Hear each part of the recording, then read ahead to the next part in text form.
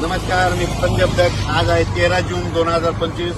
मी जात आहे अकोटला आणि अकोटला गेल्याच्या नंतर या ठिकाणी मला शेतकऱ्याचे फोन आले की आमच्या अकोटमध्ये पूर्व विदर्भामध्ये पाऊस कसा येणार, तर या ठिकाणी शेतकऱ्याला मी अंदाज देणार आहे. आज या ठिकाणी मी अकोटकडे जाते, ते विदर्भातल्या शेतकऱ्याचे फोन आले तर आमच्या पूर्व विदर्भ आणि पश्चिम विदर्भात पाऊस कधी येणार. तर विदर्भातल्या शेतकऱ्याला सांगतो, आज आहे 13 जून 2025. विदर्भातल्या शेतकऱ्यांसाठी आनंदाची बातमी. 14 तारखेला म्हणजे 14 जून, 15, 16, 17 आणि 18 तुमच्या पूर्व विदर्भ आणि पश्चिम मध्ये 6, 5, 11 जिल्ह्यामध्ये खूप पाऊस पडणार आहे, म्हणून हा अंदाज लक्षात घ्यायचा. तर या ठिकाणी विदर्भात इथून अकोट 7 किलोमीटर राहिले.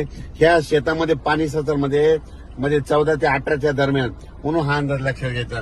पण राज्यातल्या सर्व शेतकऱ्याला सांगू इच्छितो की म्हणजे आज आहे 13 जून पासून ते 17 जून पर्यंत पाऊस पडणार आहे.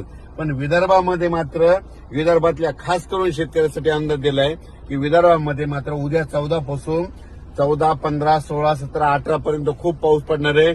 ज्यांचे शेत तयार आहेत, नंतर तुम्ही तुमचा पेरणीचा निर्णय घ्या.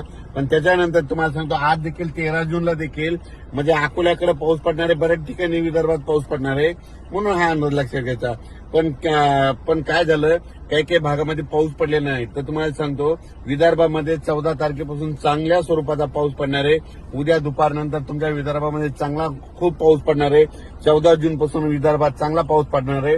म्हणजे 14 जून ते 18 जून त्या दरम्यान 6, 5, 11 जिल्ह्यामध्ये चांगला पाऊस असणार आहे, म्हणून हा अंदाज विदर्भातल्या शेतकऱ्यांना लक्षात द्यायचा. विदर्भ त्याच्यानंतर पूर्व विदर्भ, पश्चिम विदर्भ, दक्षिण महाराष्ट्र, उत्तर महाराष्ट्र, कोकणपट्टी, खानदेश, मराठवाडा म्हणजे सगळ्या विभागामध्ये म्हणजे आज 13 जून पासून ते 17 जून पर्यंत दररोज वेगवेगळ्या भागात ठिकठिकाणी पाऊस पडणार आहे.